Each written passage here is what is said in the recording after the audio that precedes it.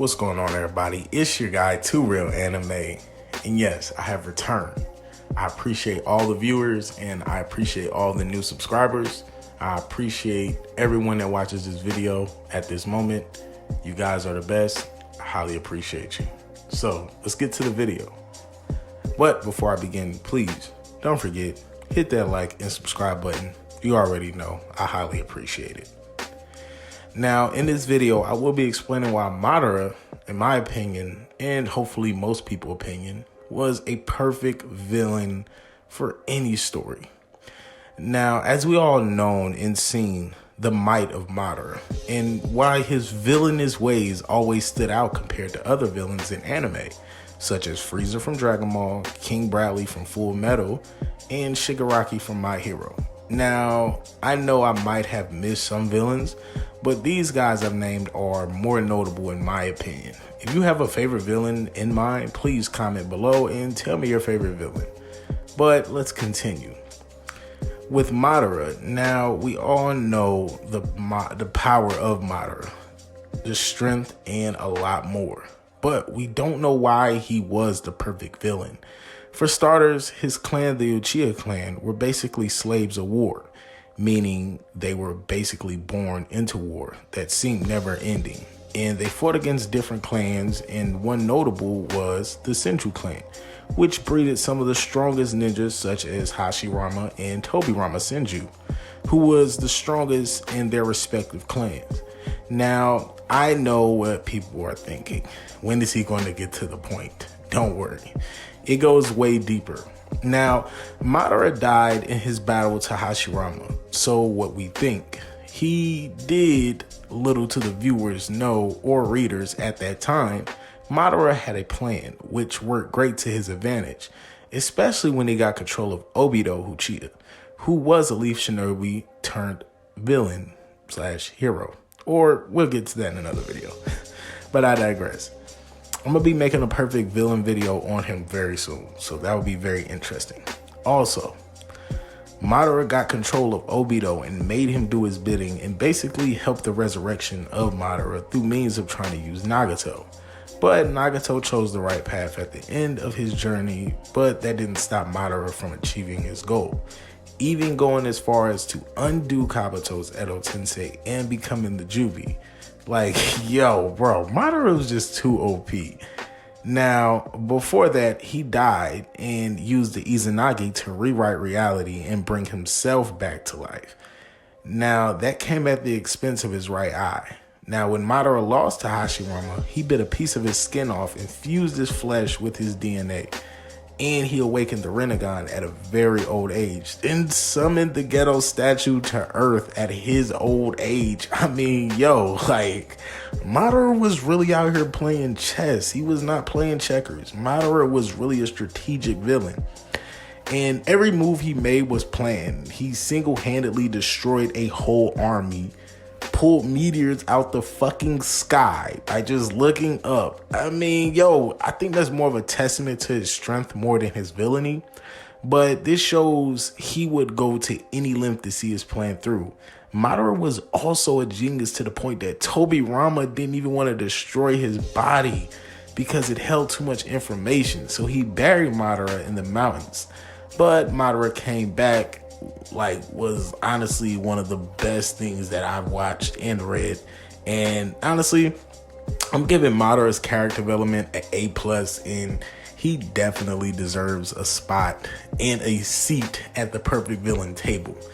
Now, another question I would love to ask the viewers today is, do you think anime in general has lost touch with making and progressing good villains? Now, certain anime have good villains, but there was none like Madara. We can all say Frieza, of course. Frieza is definitely up there at the top villain table, but I feel like Frieza didn't have a real backstory, or he didn't have a real reason to do anything. It was just destroying. Madara had a real reason to do things, such as, let's just take this for an example. If any of you guys ever seen Avengers Age of Ultron or Marvel Civil War, where Tony was basically beefing with Captain America, and Tony wanted a registry for all heroes. He wanted them basically to be in check. He wanted them all to know that, hey, listen, we got you guys on a leash, basically. But Captain America, he's like, nah, dude, I'm not with none of that shit. You know, you're not about to have me under your control, because I done been under control by America for a long time. And that kind of reminisce to what we see with Hashirama and Madara. Madara and Hashirama, I mean, of course, Hashirama wanted a better ninja world, but Madara wanted a better ninja world also, but he wanted it in a different way. That's more like being a villain with a good intention. But in my opinion, Madara's intention was to have the perfect shinobi world, but under his control. So it's kind of a vice versa thing there. But in my opinion, Madara's villainous, his villainy, man, like just the point of him being like, you can look at Madara and tell he's a villain. There's no good gonna come out this dude. Even his last breath, he said, you know what?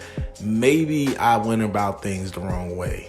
Maybe peace can't come through war. And when you're born into war, that's all you know. It's literally all you know is, yo, this is war. I gotta do this. I gotta do that.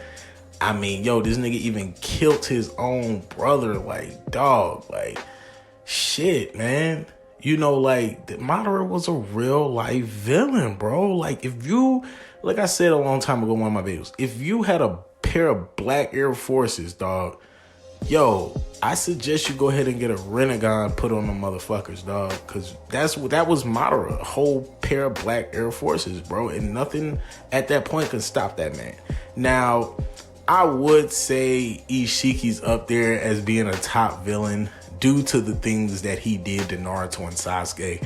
But, yo, Ishiki was hella polite. Actually, Jigen was hella polite. Like, excuse me, Mr. Uzumaki, I hate to inform you, but I want to take Kawaki home now. Is that okay with you? No, it's not. All right, well, listen, I'm going to just fucking destroy your whole village. You know what I'm saying? But listen, I'll give you the count of 10 to give them to me, and all of this will be resolved. Like, yo, that type of shit right there, that's called being a psychopath. Like, Ishiki was a psychopath. Madara was a whole murderer. Like yo, Madara, like, try to commit some genocidal shit, dude, to that scale.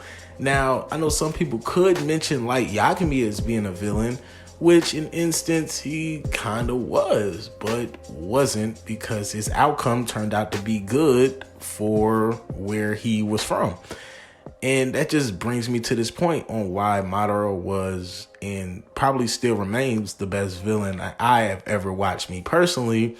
And hopefully some people share those same sentiments, you know, but I feel as though Kaguya coming into the storyline at that point was, I'm not going to say it was stupid, but I would say it was very unnecessary to add Kaguya, because we could have still branched into the Otosuki arc after Madara, probably in a prequel or a sequel of, in a sequel of Naruto, or a prequel that shows the beginning of Naruto, such as Hashirama's full backstory, Madara's full backstory. But, you know, we didn't get those, but we get taste and bits of them through light novels. But like I said, in my opinion, man, he's definitely top tier villainy. And I will put Madara at that point, man, most definitely. But that will be the end of this video. I appreciate everyone who came and listened today. I appreciate all the viewers. And if you guys are listening and you enjoyed this video, man, hit that thumbs up. And please don't forget, hit that like and subscribe button. It's your boy, 2Real Anime. I'm out.